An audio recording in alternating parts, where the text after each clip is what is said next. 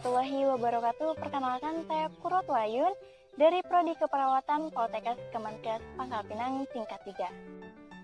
Hari ini saya akan menjelaskan tentang bantuan hidup dasar atau BHD untuk memenuhi mata kuliah keperawatan gawat darurat dan manajemen bencana.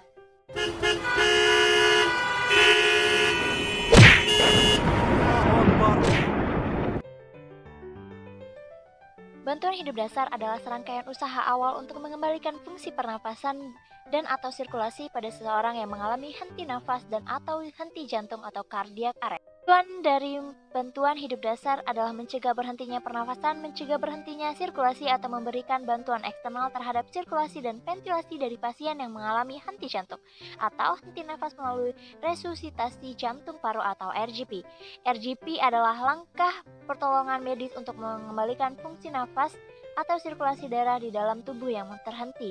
Resusitasi jantung paru bertujuan menjaga darah dan oksigen tetap beredar ke seluruh tubuh.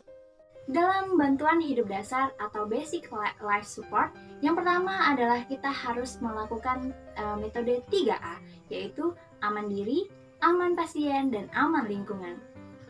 Yang kedua adalah kaji respon pasien atau klien ataupun korban. Pak. Setelah kita mengkaji respon klien dan didapat bahwa klien atau pasien atau korban tidak merespon dan tidak ada nafas, kita boleh meminta bantuan atau kita perlu meminta bantuan atau melalui call for help. Tolong, di sini ada pasien yang tidak sadarkan diri, tolong. Circulation atau sirkulasi.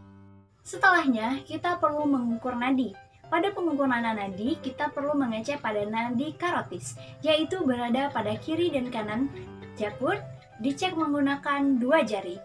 Ini jakun, kita cek kiri ataupun kanan. Pengecekan tidak boleh lebih dari 10 detik. Apabila nadi tidak teraba, kita perlu melakukan kompresi dengan dasar CAB. Cardiopulmonary resuscitation atau resusitasi jantung paru. Kompresi dilakukan dengan pada cara 1, yaitu kita harus mengetahui center of chest, yaitu 3 jari di atas PX. Nah, kita memperoleh center of chest-nya di sini atau PX-nya di sini, artinya 3 jari di atas PX di sini. Kemudian kita menggunakan pada tangan, di bawah tangan, kemudian kita meletakkan 3 cm atau 3 jari di atas PX.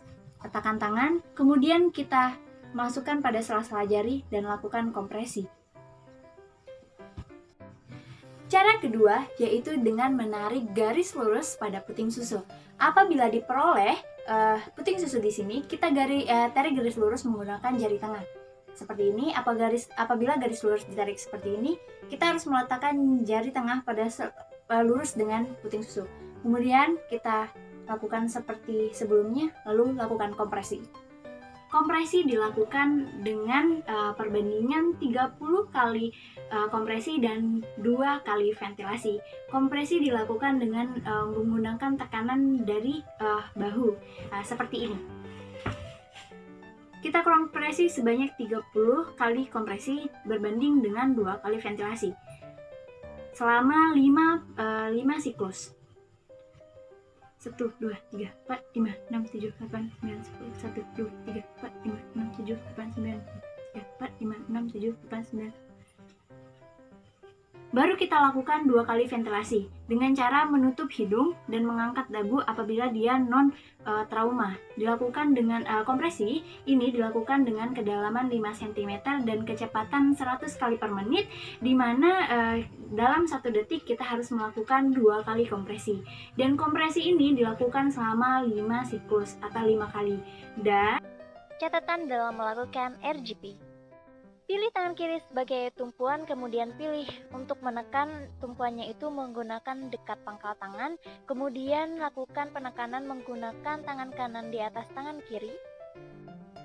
Airway atau jalan nafas. Pembebasan jalan nafas. Pembebasan jalan nafas dilakukan dengan cara 1.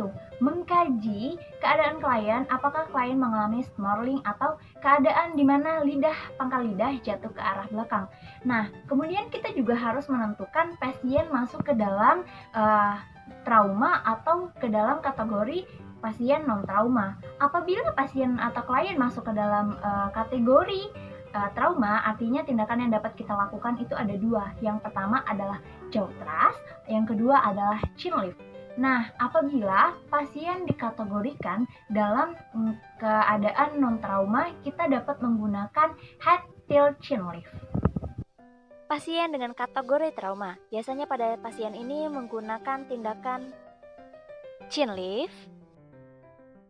Chin lift dilakukan dengan memegang tanpa mendorong kepala atau hiperekstensi lalu mengangkat dagu ke atas. Seperti ini. Jaw thrust. Jaw thrust dilakukan dengan tangan menyentuh tulang pipi, kemudian dilakukan pengangkatan rahang atau annulus mandibula. Seperti ini. Dilakukan pada klien dengan indikasi atau kategori trauma. Pasien dengan kategori non-trauma biasanya dilakukan tindakan head tilt chin lift. Head tilt chin lift dilakukan dengan mendorong kepala hingga hiperekstensi dan mengangkat dagu. Dilakukan seperti ini. Dilakukan pada klien non-trauma. Breathing atau bernafas atau mengkaji nafas klien atau pasien atau korban.